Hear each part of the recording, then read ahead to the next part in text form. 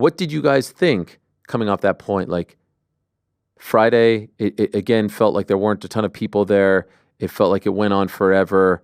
Did it feel like a big deal? Did this feel like the culmination of a season? Did it feel, I don't know, I felt like some of the ones in New York on New Year's Eve felt a little bit bigger. Something felt like it was missing. I don't know. Did you guys, GC, you were there locked in the whole time you were watching. Did this feel like the best of the best?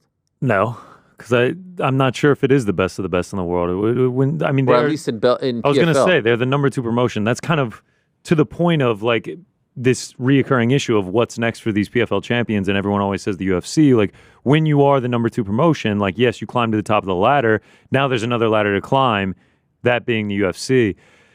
I mean, it just kind of felt like another card. I mean, it's cool that they do the $1 million checks and everything like that. But again, like with PFL, as constant as it is, the pacing is usually pretty rough. We did get some finishes in this one. You know, it wasn't all decisions and everything like that. But it didn't feel like, other than Dakota Ditcheva, that there was any star born, that there was any like memorable performances that you're going to be able to hang your hat on moving forward, that you're going to be able to build these guys off of.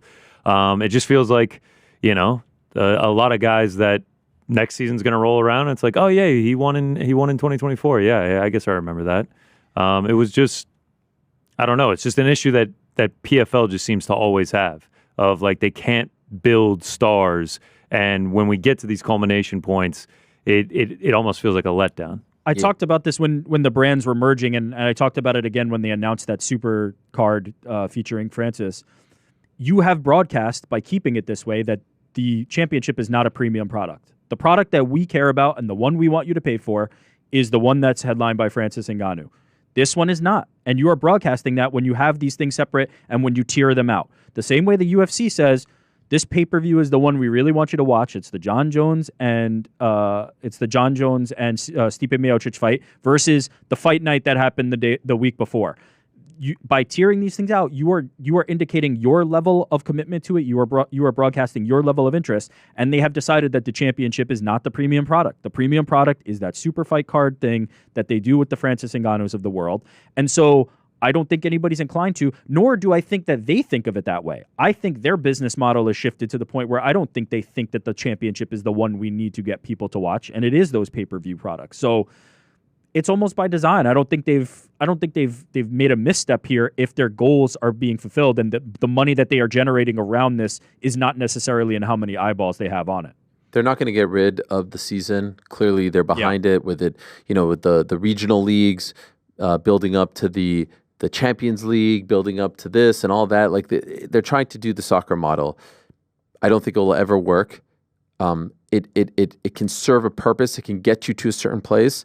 But ultimately, that's not what the fight game is. The fight game is about rivalries. The fight game is about personalities. The fight game is about stories. The fight game is about this guy versus this guy. I've said this before, but the most lucrative feud in UFC history, one can argue, is Conor McGregor versus Nathan Diaz. And I put it one step above Khabib Nurmagomedov versus Conor McGregor because there were 2 of them. That was not for a belt. That was for nothing. That was for bragging rights. That was a turf war. Khabib versus Conor, no one really cared. Titles, no titles. That was personal. If you do it as, oh, this guy advanced and he went through this system and he went through this, that doesn't get people hooked. No one cares. We watch every Saturday, every Sunday, every Monday, every Tuesday. We watch sporting events with millionaires. We watch boxing where everyone's making $1 million, the top dogs. We watch UFC fights where the top guys are making a lot of money. The hook that this is for $1 million does nothing. It is not unique to sports. And so it might be unique to MMA. It might be unique to the secondary or third league in the world, but that's not enough to get people to be like, yo, you want to come over? There's $1 million on the line. No one cares. $1 million. Mr. Beast is throwing out $1 million on every video that he has to people. Like it's not enough to get us invested. We need to be invested in characters, in stories, in rivalries. And it's a problem when you sit here and you be like, what is the greatest rivalry in PFL history? What is the greatest story in PFL history? Who's the biggest star in PFL history? Who's the biggest personality that they built from the ground up in PFL history? They've been around a long time now, long enough. I think it's 7 or so years since taking over WSOF. The fact that those don't come off the top of the dome are a problem. I could talk to you about the best fight in Bellator history. Once they got rid of the tournament and all that, we could talk about, Chandler and Alvarez. We could talk about some of the names that they built up as well. This is a problem. And I think once they recognize that, and I don't think it's happening anytime soon, it will continue to handcuff them. It will continue to be an issue for them.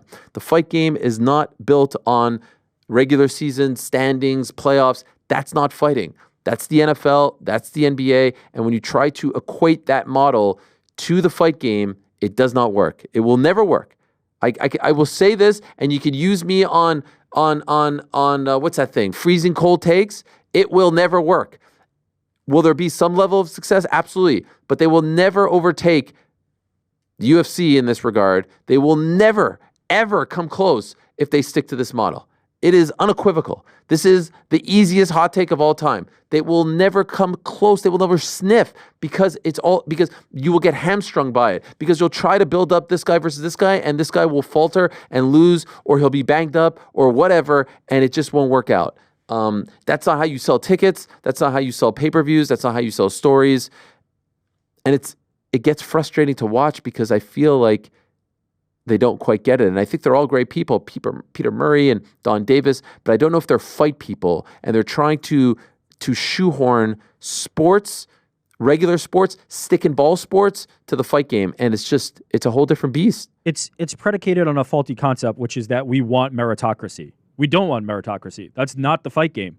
We do not want the best of the best to always fight the best. There are times where we go, actually, I want to see the third best fight the best. Or actually, the most significant fight is the 10th best versus the 11th best. Those are the two people that I want to see the most. It is based on desire. It is based on demand. It is not based on only meritocracy. Now, certainly there's some meritocracy involved in, like, I think this person is great and I think this person is great, and that's why I want to see them fight. But it is not solely based on that. And the playoff and tournament model is based entirely on that, and that's not necessarily what we want. I mean, we see this all the time. Like, do you want to see Khalil Roundtree fight Alex Pereira, or do you want to see Magomed? We know what the answer is. There is an answer, and it's not always meritocratic. Yeah, maybe, I don't know. I get what you're saying. Can we at least agree on this one? Can we at least agree on this one? The talk that going back to Dakota, the talk that she is, I don't know, like overhyped or not legit. Like, have we moved past that? Is that no longer a thing, or is that still Taila Santos, to me, quiets all of that. Period. Like, I don't think there's an argument to be made after that. I was impressed. I was blown away. Was there any other performance that blew you guys away? That you're going home and you're telling your friends about? You're sitting around the Black Friday table and that's like kind of the point. Like Impa got knocked out in 58 seconds, and like it was a huge moment, and like I can barely even remember the guy's name. Dovlet, Turkmenistan, I believe, is where he was from. Like, it's just like is that what you want for your champions? Like, it's hard to remember. Well, it's tough when people that you've spent time building up. Look, people are going to lose all the time, but you build them up to fight someone that you haven't invested time in because they've just been a part of the tournament, and now all of a sudden you're left with, you know what I mean? Yeah. But I also feel like with the championships, they should just do the 6 fights. Like, just put on the 6 fights. The prelims and the MENA championships. The 16 didn't do it for you? No, 16 is too much.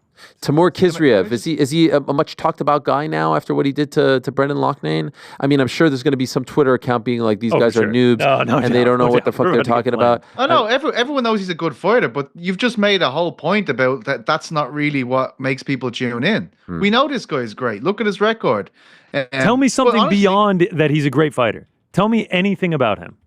He has a lovely beard and a long floppy hair. Yeah. Okay. That's. And that was pretty one-sided against a guy who was looking good in Brendan Loughnane. All of these guys that won are fantastic fighters. There's no argument there. Can I just ask you, sorry, PT. One more thing. If I don't get to make this point, I'm going to lose. Me too. Go ahead. Okay. Here's the biggest indicator. No, you had your turn. No. Let me say something, PT. Here, go. Go, Eric. Okay. Here's the biggest problem with the tournament structure. Patchy Mix is on the sidelines. Yeah. He's the guy I want to see fighting 4 times. Some of these guys are fighting 4 times. I don't want to see them 1 time. That's the biggest problem. Now, you get a confluence of things where it's like, you get Dakota. I do want to see her fighting all the time. That works in your favor, but there are situations where it doesn't. PT, all yours. Thank you, mate. No, that was a good point of fairness.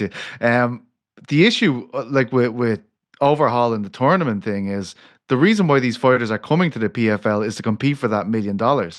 And all right, like if we're thinking logically here, well, break it down into smaller amounts and give it out like that. It's not the same for these people. Like the $1 million is a real marketing tool for them to get fighters over. So what do you do if you're the PFL? Like, how do you revamp this in a way that it's still that appealing to fighters to the point where, like Paul Hughes, they'll turn down the UFC to come to your promotion because they think they'll win that million? Thanks for watching this video. Hey, before you go, do me a favor, hit that sub button, give us a thumbs up, hit the little bell thingy as well. Leave us a nice comment or two. We appreciate you all very much.